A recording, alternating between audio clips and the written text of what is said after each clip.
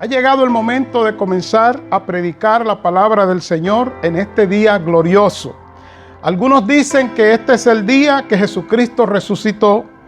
Yo prefiero decir que este es el día que nosotros nos reunimos para celebrar, escuche bien, nuestra resurrección en Cristo. Porque Cristo resucitó hace mucho tiempo. Cristo murió en la cruz hace mucho tiempo. Pero usted y yo estamos resucitando en Cristo todos los días de nuestras vidas. Así que nos gozamos, alabamos y bendecimos al Señor. Ya les he pedido que tengan sus Biblias abiertas en Primera de Pedro 1, 3 al 4, desde donde estaremos predicando la palabra del Señor. El título del mensaje se lo digo en breve. Hermanos y amigos, para algunos en esta época se sienten muy sensibles. Hay personas, muchos, que en esta época que recuerdan la muerte y la resurrección de Cristo, se ponen sensibles hasta el punto que la tristeza les embarga. Piensan en la muerte de Jesús, se acercan imaginariamente a la cruz de Cristo y el dolor les embarga. Quiero explicarle por qué pasa eso.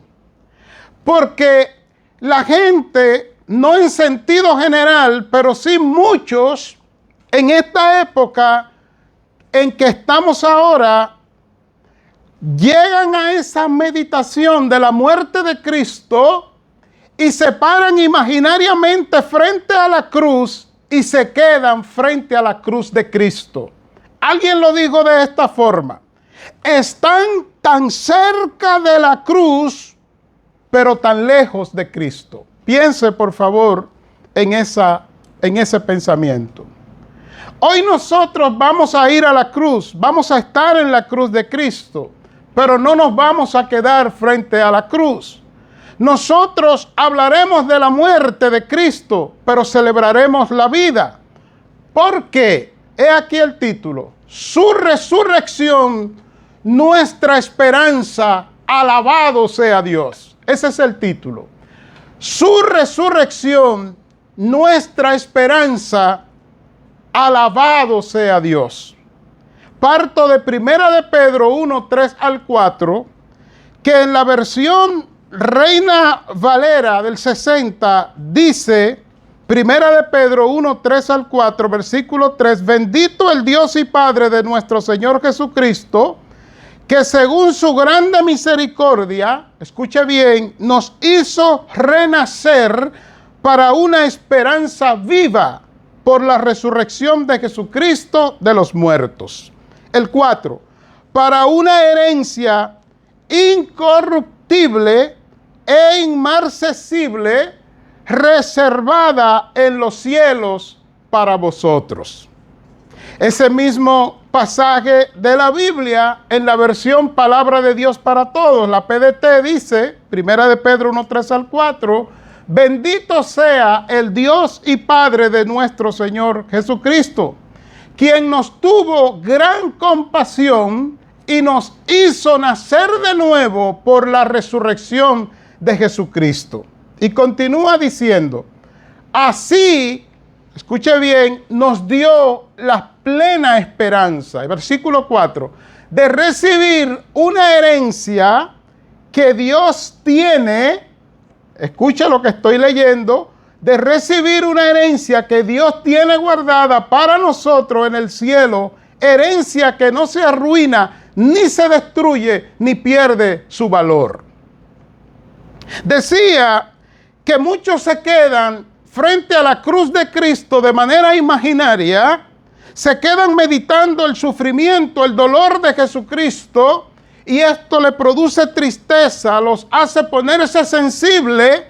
Pero recuerde esto, que estar cerca de la cruz de Cristo no implica o no significa o no establece que usted esté cerca de Cristo. Vamos a ver por qué.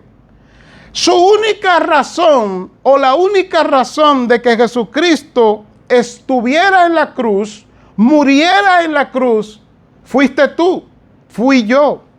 ¿Qué dice la Biblia sobre esto? Dios hablando después que la raza humana pecó en Adán y Eva. Recuerde que Adán y Eva representaba toda la creación, toda la raza humana. Y lo que Adán y Eva hicieron o hacían repercutía en nosotros. Ellos desobedecieron a Dios, decidieron desobedecer a Dios. Y dice la Biblia, la palabra del Señor, que Dios los sacó del huerto de Edén, que se rompió la comunión que ellos tenían para con Dios. Y escucha la respuesta de Dios desde el mismo Génesis capítulo 3 para Adán y Eva y por ende para nosotros también. Dice la Biblia, y pondré enemistad entre ti y la mujer y entre tu simiente y la simiente suya. Escuche ahora, esta te herirá en la cabeza, hablando de la simiente, el hijo de la mujer, Jesucristo, herirá en la cabeza a Satanás y tú, o sea, Satanás, le herirás en el calcañar. Así que la causa de la muerte de Jesús y por ende, escuche ahora, su resurrección no puede ser tratada ni analizada sin tomar en cuenta la razón de su muerte. El no hacerlo va a producir lo que ya he dicho desde el inicio, que vamos a la cruz imaginariamente, vemos el dolor, el sufrimiento de Cristo y nos entristecemos. Le pregunto yo, el sacrificio de Cristo en la cruz del Calvario, su muerte y resurrección, ¿es para causar tristeza en su vida o para causar esperanza? Pues ya leímos el pasaje de la Biblia que dice que gracias a la muerte de Cristo, dice que nosotros por la resurrección de Él, nosotros hemos nacido de nuevo y tenemos una plena esperanza. De manera que no es para entristecernos, sino que buscamos la razón de su muerte, el motivo de su muerte, el génesis de su muerte. Y entonces aprovechamos, escuche bien, aprovechamos esa ofrenda gratuita que Dios ha hecho por nosotros. ¿Cómo es eso? Pues dice la Biblia, primeramente entendamos quién es Jesús. Dice la Biblia en Mateo 1:23 que Jesús es Emmanuel, Dios con nosotros. Para darle aún más valor a este texto bíblico, es una cita de Isaías 7:14, de manera que desde el Antiguo Testamento, Isaías, llamado en teología el protoevangelio, el primer evangelio, el evangelio en miniatura, porque él vio proféticamente el trabajo que haría el Mesías y el mensaje del Mesías y la muerte del Mesías, capítulo 53 de Isaías. Y entonces ahora en Mateo se profetiza que Jesús es Dios, Emmanuel, Dios con nosotros. Pero eso no se queda ahí. En el libro de Juan, capítulo 1, versículo 1 al 4, nos dice claro quién es Jesús. En el principio era el Logo, o sea, la palabra. Y la palabra era con Dios y la palabra era Dios. De manera que algunos dicen, escuche esto, que Jesucristo antes de venir a la tierra, que Él como hijo es preexistente. Eso es no conocer la Biblia. Porque en la eternidad de Dios, Jesucristo no existía como hijo, sino que Él es la palabra de Dios, el agente creador. Es la palabra que Dios exhala y envía y crea, no como hijo. Dice, en el principio era el Logo, o sea, la palabra, y la palabra era con Dios y la palabra era Dios. Versículo 2, este era en el principio con Dios. Y escuche ahora, todas las cosas por Él, hablando de Cristo, fueron hechas y sin Él nada de lo que ha sido hecho fue hecho. Y me gusta esta parte, versículo 4. En Él estaba la vida y la vida era la luz de los hombres. Así que Cristo, antes de venir a la tierra, es la palabra de Dios, es el agente creador y es la vida a los hombres. ¿Por qué? Porque todo lo que Dios hizo, lo hizo a través de su palabra. Usted dirá, pastor, ¿y qué tiene que ver eso con un día que se celebra o se conmemora la resurrección de Cristo y que estamos hablando con el tema, su resurrección, nuestra esperanza, alabado sea Dios? Tiene que verlo todo. ¿Sabe por qué? Porque en el versículo 14 dice, y aquella palabra fue hecha carne y habitó entre nosotros, y escucha ahora, y vimos su gloria como el unigénito del Padre, lleno de gracia y de verdad. De manera que cuando Cristo vino a la tierra, Él vino porque es Dios y se hizo hombre. ¿Para qué, mis amados hermanos? ¿Para qué fue que vino? Recuerde que dije que la única razón de la muerte de Cristo, pero también de su resurrección, eres tú, soy yo. ¿Por qué? Porque en Génesis 3:15 Dios había dado una promesa de que el hijo de la mujer, o sea, Dios convertido en hombre en la tierra, naciendo de una mujer, iba a aplastar la cabeza de Satanás. ¿Y cómo lo hizo? Aquí está la respuesta. Filipenses 2:6-8 dice, el cual, escuche bien, siendo en forma de Dios, no estimó el ser igual a Dios como cosa que aferrarse, sino que se despojó a sí mismo, tomando forma de siervo, hecho semejante a los hombres, y estando en la condición de hombre, se humilló a sí mismo, haciéndose obediente hasta la muerte y muerte de cruz. De manera, mis amados hermanos, que Jesucristo es el cumplimiento fiel de la promesa de Génesis 3:15. Él vino a morir porque Él tenía que cumplir la promesa del Padre. Ahora, yendo más adentro, ¿por qué tenía que ser de esa manera? ¿Por qué no pudo ser de otra forma? Escuche ahora lo que dice la Biblia sobre usted y sobre mí.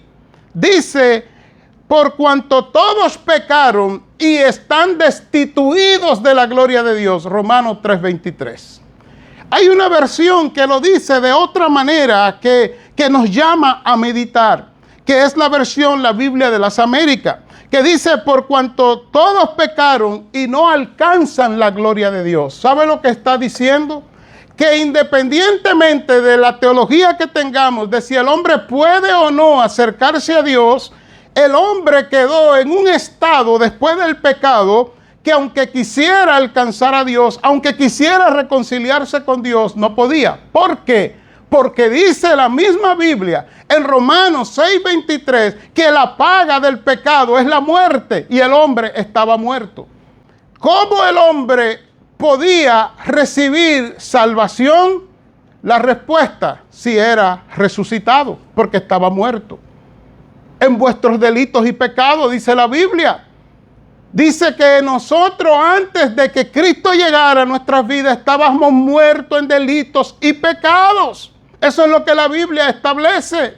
Entonces Jesús viene dando cumplimiento a Génesis 3:15 y muere en la cruz del Calvario para que a su resurrección usted y yo podamos resucitar también. ¿Qué quiere decir eso? Que su muerte fue el precio de tu salvación. La muerte de Cristo, mis queridos hermanos, mis queridos amigos, es el precio de tu salvación, de mi salvación.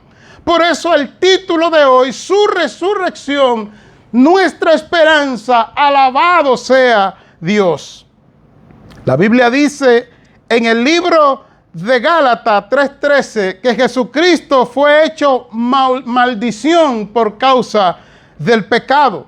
Esa es una cita de Deuteronomio 21:23. El concepto de Gálatas 3:13 es una cita en conceptual de lo que dice Deuteronomio 21:23. En la parte B, escuche que dice: porque cualquiera que es colgado de un árbol es maldito por Dios. De manera que en el árbol que Cristo fue crucificado, no estaba siendo crucificado Cristo, sino que era una representación de los malditos. ¿Y quiénes eran esos malditos? Aquellos que, representados por Adán en Génesis, le dimos la espalda a Dios, violentamos el precepto de Dios, nos separamos de Dios, y después de ahí entró la muerte. Caín mata a Abel. Después de ahí entra el pecado. En otras palabras, el hombre, la raza humana, después del pecado adámico, el pecado de nuestros padres, vive en un círculo llamado quebrantamiento o el círculo del pecado. Pero como había una promesa en Génesis 3:15 de restauración para el hombre, Jesucristo viene y es puesto en una cruz, en un madero, como maldito por Dios, pero en representación de los que verdaderamente estábamos en maldición. Sobre eso, la Biblia dice en Filipenses 2:8, escuche que dice: y estando en la condición de hombre, después que vino, se humilló a sí mismo, o sea, se degradó a sí mismo, haciéndose obediente hasta la muerte, y la muerte de cruz. Escúchalo bien. Y estando en la condición de hombre, se humilló a sí mismo, haciéndose obediente hasta la muerte y muerte de cruz. Jesucristo murió en la cruz como un maldito por Dios, dice la Biblia. Gálatas 3:13, estoy citando. Deuteronomio 21:23. Pastor, ¿y eso qué? Que en vez, escuche bien, de usted ir a la cruz un día como este y pensar, meditar en el sufrimiento de Cristo, usted debería estar no frente a la cruz, sino de rodillas ante el Padre, diciéndole, como dice el pasaje que predicamos: bendito el Dios y Padre de nuestro Señor Jesucristo, o sea, alabado sea Dios, que según su grande misericordia nos hizo renacer, o sea, volver a nacer, nacer de nuevo, para una esperanza viva, dice la PDT, para una esperanza plena o para una plena esperanza.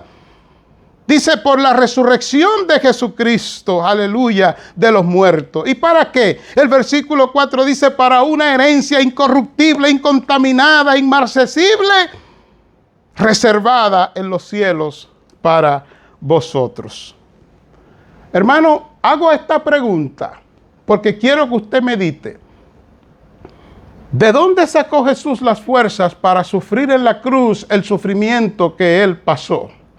Tome en cuenta antes de responder que dice la Biblia que Jesucristo en el libro de Lucas oró, estaba orando desesperado antes de ir a la cruz. Y dice en Lucas 22, 43 y 44, escuche bien, que se le apareció un ángel del cielo para fortalecerle. Y estando en agonía, oraba más intensamente, y era su sudor como grandes gotas de sangre que caían hasta la tierra.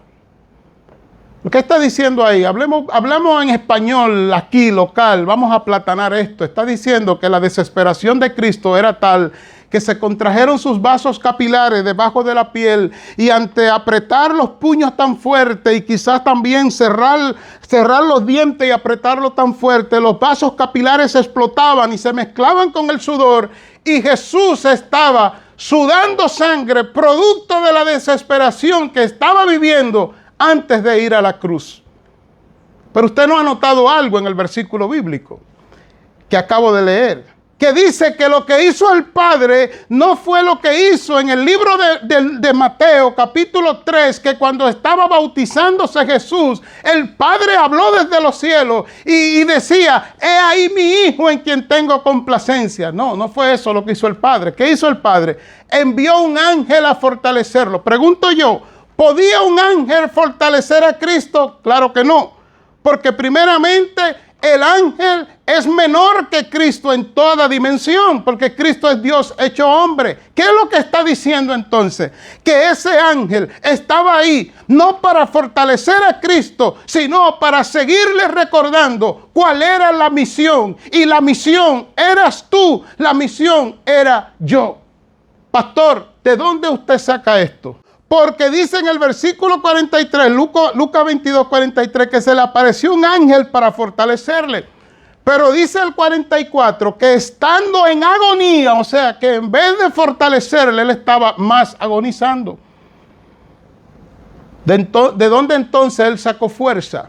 Cuando el ángel le comenta y él medita, dice Mateo 26, 42, que él reflexiona y dice, sea hecha tu voluntad. porque la voluntad del Padre era cumplir lo que dice la Biblia en el libro de Génesis 3:15. Y quiero entrar en este último punto para después hacer aplicación y conclusión. Su resurrección, nuestra esperanza, alabado sea Dios. Mire que el texto de hoy comienza diciendo que alabemos a Dios. Dice bendito, o sea, ser digno de elogios verbales es lo que está diciendo. En otra palabra, párate, y si te paras frente a la cruz, no te entristezca. No comiences a llorar por la sangre que Cristo derramó, por el dolor que Él pasó, sino que comienza a darle elogios verbales. Padre, gracias, yo te alabo, yo te glorifico. Lo dice el texto, bendito sea el Dios y Padre de nuestro Señor Jesucristo, quien nos tuvo gran compasión, dice la versión PDT. En la Reina Valera dice que según su grande misericordia, su misericordia desbordada. Recuerde que misericordia es no darle el pago que alguien merece, no darle el castigo que merece. ¿Qué hizo Él? En cambio, nos hizo renacer para una esperanza viva. Mis amados hermanos, está diciendo el texto que Él nos engendró de nuevo. Literalmente es lo que significa, nos hizo renacer, versículo 3 de Primera de Pedro 3. Él nos hizo nacer de nuevo. ¿Por qué nos hizo nacer de nuevo? Recuerde que estábamos muertos en delitos y pecados. Estábamos muertos a causa del pecado. Romanos 6:23, que la paga del pecado es muerte. Estábamos muertos porque estábamos separados de Dios y no alcanzábamos la gloria de Dios. Y entonces viene Cristo, muere en la cruz y Él nos hace renacer. La pregunta, ¿cómo nos hace renacer? Escuche lo que dice la palabra. Por la resurrección de Jesucristo de los muertos. Entonces nosotros no tenemos que esperar a un día en específico, un día al año, para recordar la resurrección de Cristo y darle unos ramitos a la gente y unas cositas y durar unos días llorando por la muerte. Nosotros tenemos que recordar todos los días de nuestras vidas la resurrección como el hecho o el agente usado por Dios para darnos esperanza de vida eterna. Bendito sea el nombre de Dios. Y dice el texto que Primera de Pedro 3:4, que la esperanza para la que Él nos hizo renacer es para una herencia. Escuche bien, incorruptible. Dice que es incorruptible, o sea, que no puede descomponerse, no se daña. Es perfecta, bendito el nombre del Señor. Dice que es incontaminada, o sea, libre de mancha. Es pura la esperanza que el Señor nos ha dado de salvación. Y es inmarcesible, dice, que nunca pierde, escuche bien, calidad o belleza. Tenemos aquí entonces que la salvación, o sea, la herencia que hemos obtenido a través de la resurrección de Jesucristo, cuando ahora lo confesamos como nuestro Salvador y después entramos en una comunión como Señor de nuestras vidas, que es una esperanza, o sea, una salvación de vida eterna que no puede descomponerse, o sea, es incorruptible, no se puede contaminar, está libre de mancha, no se ensucia y nunca pierde calidad o belleza, es inmarcesible. Y termina el pasaje diciendo que esta está reservada en los cielos para nosotros. Ya saben ustedes que en el Juan 14 Jesús dice a los discípulos y a nosotros que Él se va, pero que va a preparar lugar en las moradas de Dios que ya están reservadas en los cielos. ¿Ven qué perfecta es la Biblia? ¿Cómo concluimos entonces con nuestra aplicación y nuestra conclusión? El propósito final de la muerte de Jesús, escuche bien, es salvarnos de los efectos de nuestra muerte espiritual en que estábamos. Primera de Pedro 1, Primera de Pedro 3, Primera de Pedro 1, 3 al 4 lo dice. Ese es el pasaje, Primera de Pedro 1, 3 al 4. Ese es el propósito de la muerte y la resurrección de Cristo. Entonces sí, pregunto, si ese es el propósito, ¿Cómo debemos recordarlo? ¿Con tristeza? ¿Con dolor? No, debemos gozarnos, no porque seamos asesinos, no porque nosotros nos deleitemos en la muerte de un ser perfecto, sino porque en la gracia de Dios, en esa potencia que no cabe en nuestra cabeza, Dios se hizo hombre para venir a pagar el pecado suyo y mío, y ahora a través de esa resurrección, es su resurrección, nuestra esperanza. Alabado sea Dios. Entonces, ¿cómo se aplica eso a nuestras vidas, que ya somos cristianos? Esa es la pregunta que todavía no está respondida. ¿Cómo se aplica? Escuche bien, viviendo una vida de alabanza, de adoración, de entrega, de servicio a Dios, de obediencia a Dios, porque su resurrección, nuestra esperanza, alabado sea Dios. Primera de Pedro 1, 3 al 4.